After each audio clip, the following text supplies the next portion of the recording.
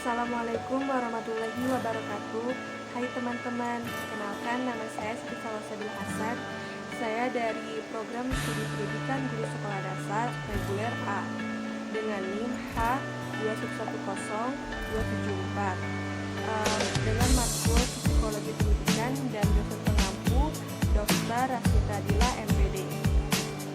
Pertama-tama video ini dibuat untuk memenuhi tugas ujian akhir semester psikologi pendidikan. Dan pada topik kali ini yang saya ambil itu tentang materi perkembangan psikososial anak.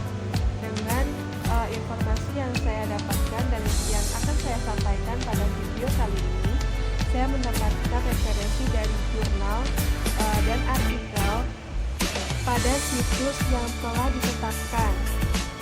Dari banyaknya permasalahan, saya akan mengambil tentang pengaruh kelompok sosial keluarga terhadap perkembangan psikososial anak dengan studi kasus pada siswa SD Negeri 01 Kabupaten Malang.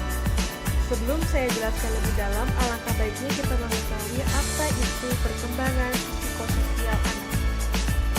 Perkembangan psikososial anak adalah perkembangan yang berkaitan dengan emosi, motivasi, dan perkembangan manusia, serta perubahan dalam perkembangan individu berhubungan dengan orang lain. Saat si kecil menginjak bangku sekolah, itu akan terlihat bagaimana sosialisasi pada si anak. Pada masa inilah pola perkembangan si anak akan terlihat. Nah, apa saja sih pengaruh dari kelompok sosial dan keluarga pada perkembangan psikososial anak? Berdasarkan hasil penelitian dan hasil observasi yang dia lakukan pada siswa SD Negeri Wonokerso di Kabupaten Malang, yaitu jika dilihat dari pengaruh kelompok sosial, yang pertama ada anak tidak terpengaruh dengan keberadaan temannya atau orang lain.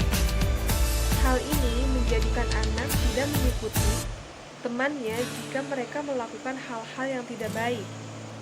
Hasil penelitian tersebut menjelaskan bahwa pada diri anak tidak terjadi fasilitasi sosial dan perilaku menular.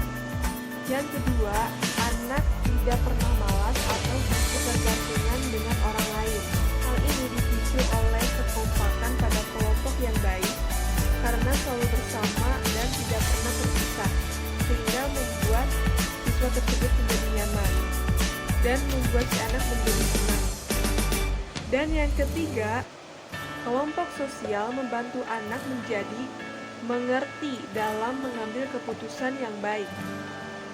Jadi, hal ini menunjukkan kelompok sosial untuk lebih menunjukkan dan menekankan untuk menghindari konflik antar individu dan kelompoknya.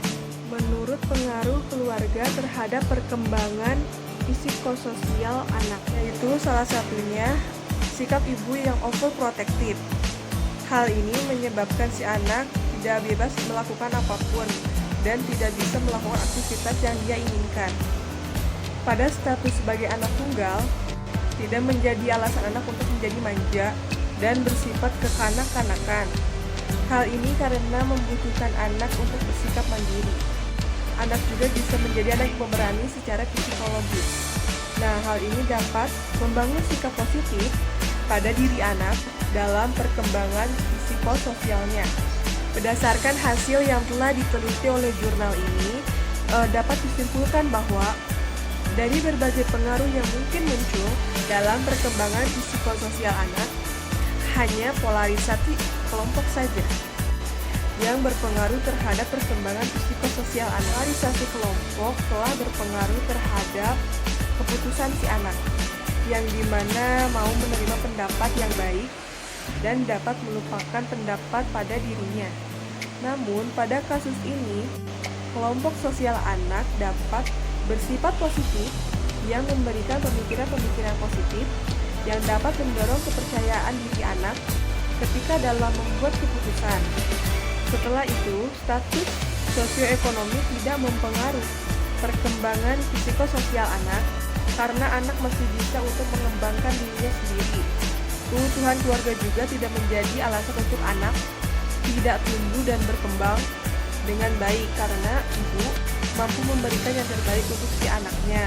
Dan sikap ibu yang overprotective, hal ini dilakukan untuk mendapatkan keadaan si anak untuk lebih menjadi mandiri dan si anak dapat menjadi seperti anak yang pemberani secara psikologis.